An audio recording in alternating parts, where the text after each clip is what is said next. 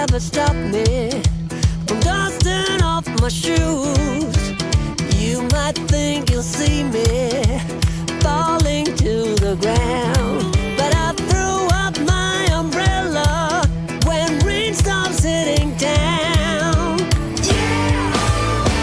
On a bad day, on a good day, I don't need no sunshine, 'cause I'm dancing with the rain. You will see me running, thinking I might be insane. I don't need no sunshine, you keep me going strong. I just need my happy face to keep me moving on.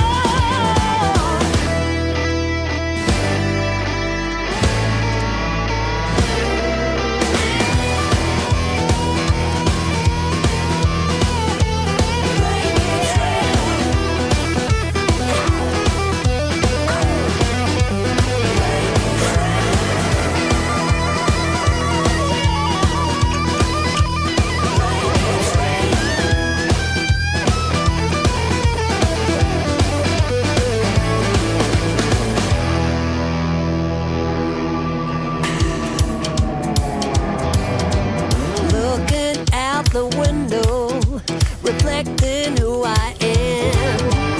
No one ever stopped me, not even Uncle Sam. Life might be a struggle, life might be a fight, but I am here to show the world that I can make it right. On a bad day, on a good day, on a bad day, rain keeps raining.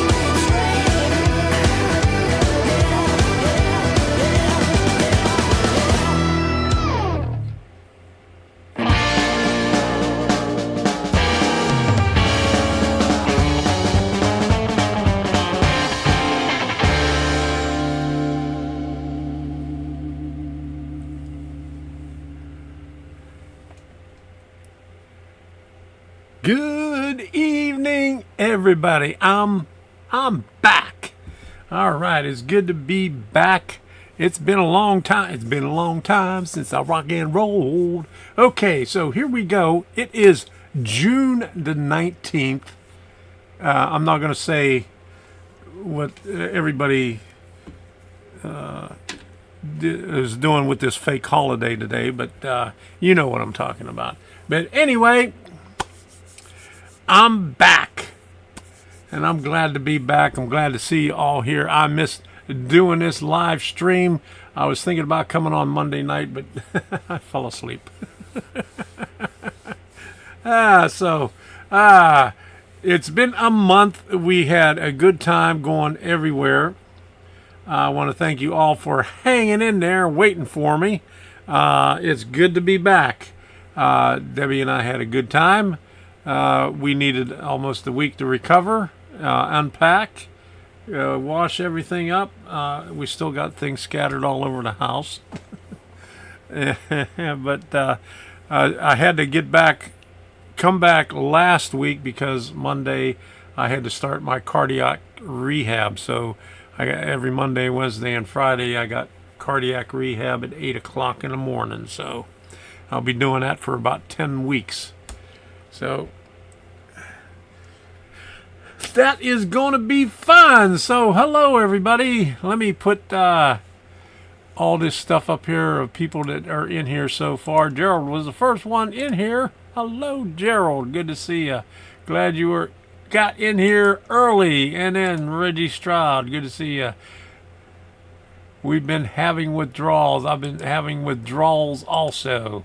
And Steve Moskin. Hi, Tom. Glad you had a good trip. Like the videos. Oh, thank you very much. And then Jim Tedesco. How you doing, Jim? Good to see you in here. It was weird seeing your Wednesday live stream. What was it? Not seeing your Wednesday live streams for a month. It was weird not doing them. And aren't vacations wonderful? Yes, they are, but they're very tiring, and you need time to recuperate. And Jeff Sykes, how you doing? Good to see you in here. And Ken Amos Jr., how you doing? All right, so let's see what else we got. We got Blame Smoke popped in here. How you doing? Good to see you in here. All right. So we're also over on Rumble. We're still doing stuff on Rumble. Rumble has made some changes, and they did some additional things on Rumble Studio where you could do advertising on it. Now, if you have as little as 10 people on the live stream. So I might start doing a Wednesday, Workbench Wednesday on Rumble Studio. I just have to get it all set up. Next week, maybe the week after that, who knows. This Friday, we're going to head up to Tallahassee, spend the night there, and go to the train show on Saturday, because it's about a 5.5 to 6 hour drive up that way. So we're going to be heading out for the weekend again. Debbie was supposed to have surgery Friday, but she postponed it because she was it's weird. She got another upper respiratory infection, which she had it before we left. It cleared up when we was up in Maryland and up in the northern states, and as soon as she came back, got it again. So it must be something about the Sebring weather, or maybe it's just the allergies in Sebring, because I've been having trouble breathing since I came back too. So who knows? But she got the endoscopy. She got 3 polyps biopsied right before we left, and they just wanted to go back in and remove the rest of the 3 of them. Nothing serious. They were benign, but they just want to take them out for precautionary measures. So she got that rescheduled for July. So we'll be heading up Friday morning. So I want to talk about a couple of things from Bar Mills. This right here, the overnighters, we're going to be talking about that. And we're also going to be talking about this right here, Hanks. This is going to be a giveaway, and I'll give you the details a little bit later and show you a couple of pictures. This has been, he's not selling this anymore. This was the last one on the shelf, and he gave it to me and he said, give it away. So I'm going to give it away to someone that I'll give the details later. But biggest thing is we're going to talk about these, and I got a couple of clips showing how they are made.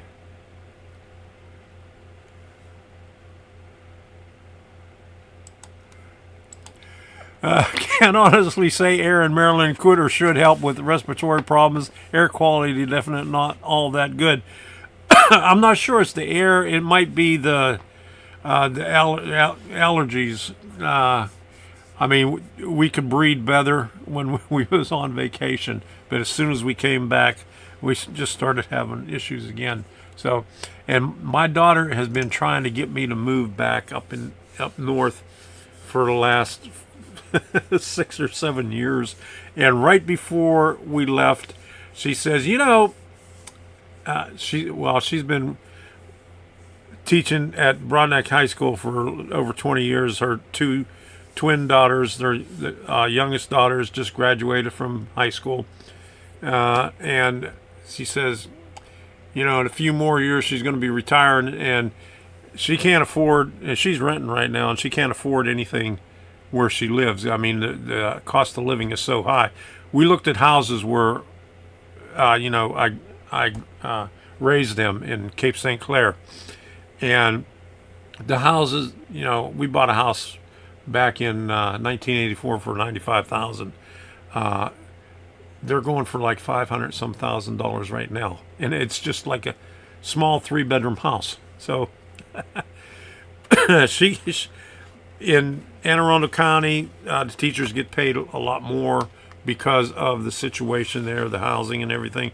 But she says she wants to move to Delaware, and she says you got to look for something in Delaware. And when I got back, I had two emails of houses in Dover at affordable prices. The only problem is they're on leased land, so I'm not sure how much the lease rent would be on that. So I'll have to look into that, but maybe one of these days we'll be heading up towards Delaware. Before I moved to Florida, I had an offer on a house in Dover, but that fell through. All good Yankees go to Florida. I'll tell you what, it's getting really friggin' hot down here. I mean, when it was 85 degrees up there, it was humid. It felt a lot hotter. But when we came down here with 91 degrees, it would just hit us in the face. But I don't know. I never had a problem. Neither me nor Debbie had a problem when we lived in Naples. I guess probably because we had the breeze from the Gulf, but we got a breeze, but all it is oranges and lemons and avocados and everything around here, and all the weeds. So I don't know. Hot here in North Carolina in the 90s for the next week or so. Yeah, we was gonna go hit West Virginia and film some of the swirly smoke again at Cass Scenic Railroad, but we looked at it. We would have had to leave 5 o'clock in the morning just to get there around 11 o'clock to get on the 12 o'clock train ride, and it was either that or rent a room for the night, and add an extra day to it. And we was running short on money, so we decided we're just going to head straight back, and that's what we did. We didn't make any stops. We did stop in the first stop that we made was Buc-ee's in South Carolina, and then spent the night about an hour south of there, and then came home. So I want to thank you all for supporting this channel, but before we get to that, let's do this. I gotta find these buttons again. Smash that like button. We only got 11 likes on here so far.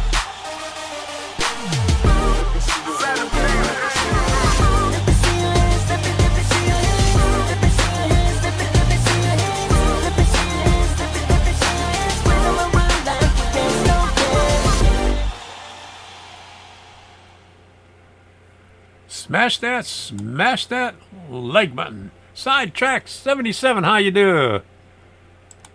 Yeah, it's hot here in Michigan, 92 today, and humidity is not let off till next week around here. Yeah, the humidity is what really gets you. We got accustomed to the heat, but the humidity is what really kills you. And it's not that humid here. So, all right, so let's get started with this.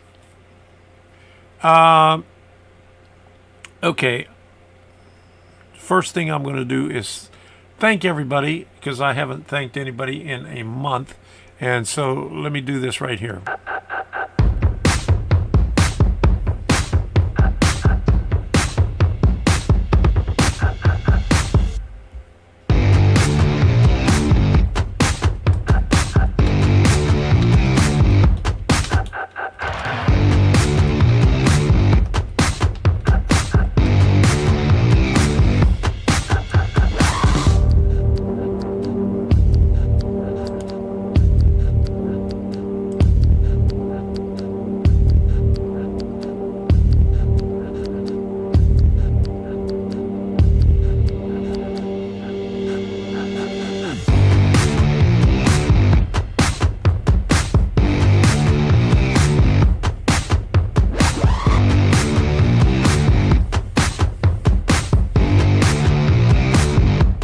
You can now support me on my locals community, Tom's Train of Thought. Membership is free, and by clicking the join button, you can support me for as little as $5 per month. Link is in the description and in the chat. Thank you for your contributions during the live stream. I really appreciate it.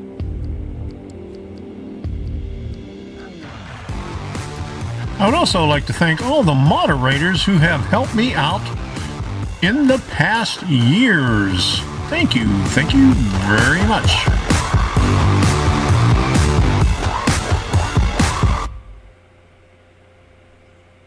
Like that guy says, thank you very, very much.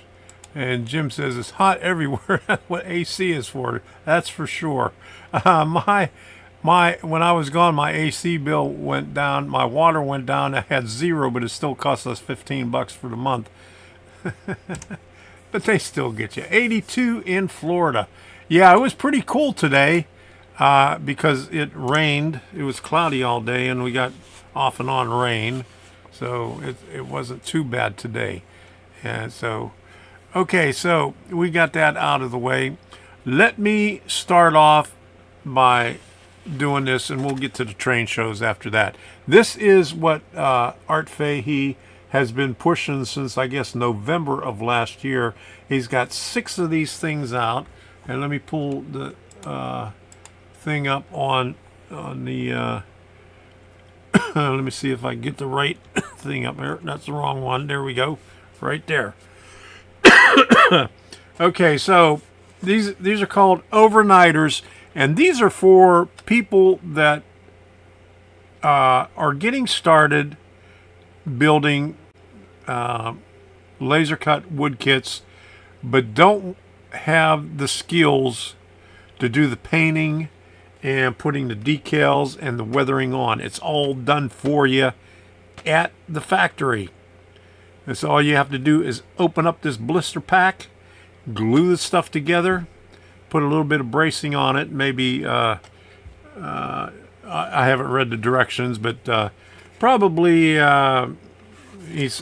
Let me read the back here. Okay.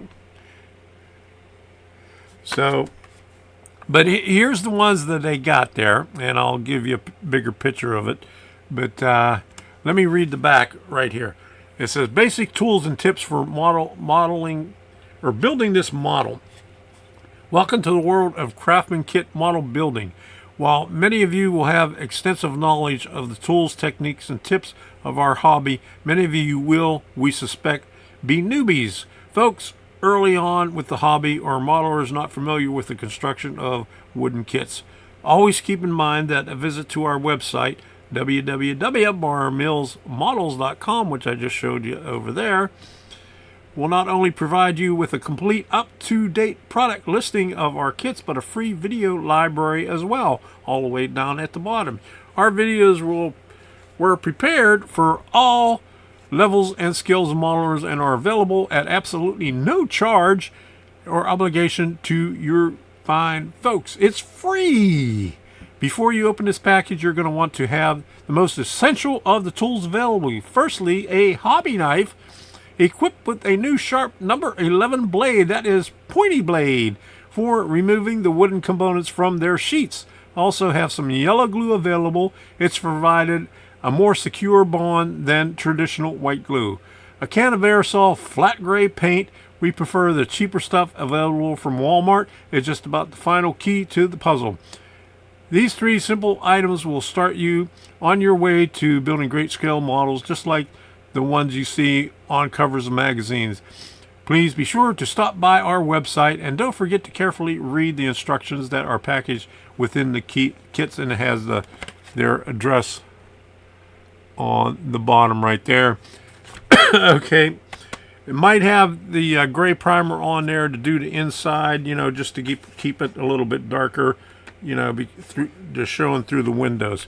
I have not opened this up yet. He gave this to me to build, and one thing that I noticed in here, and he was talking about, was instead of using the corner pieces, the 1/16 of an inch corner pieces on the corners of the walls, he's got the older style that was in the Campbell scale.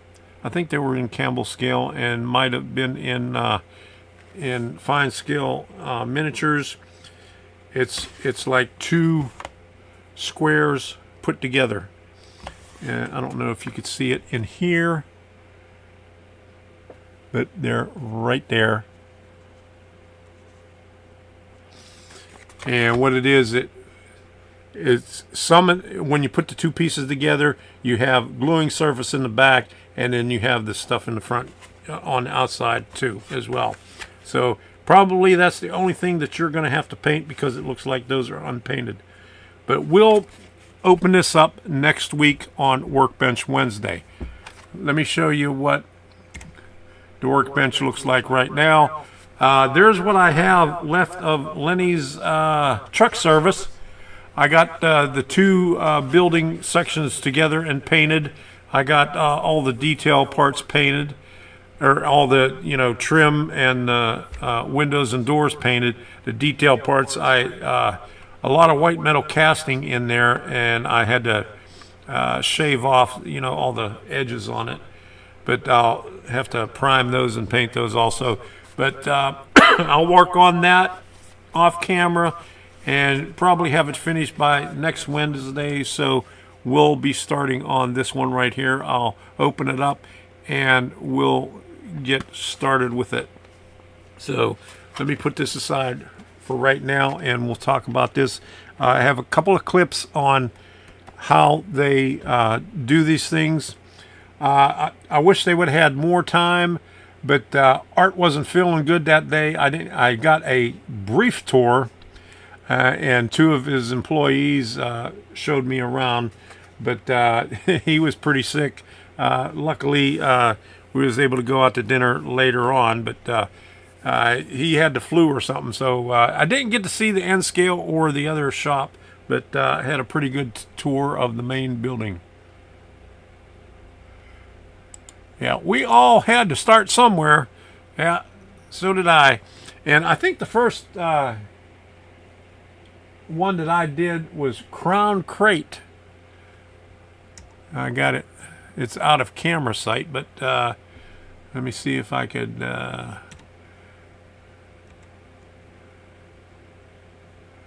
Okay. That right there. You see my little finger right here on the bottom of the screen? Okay. That is Crown Crate.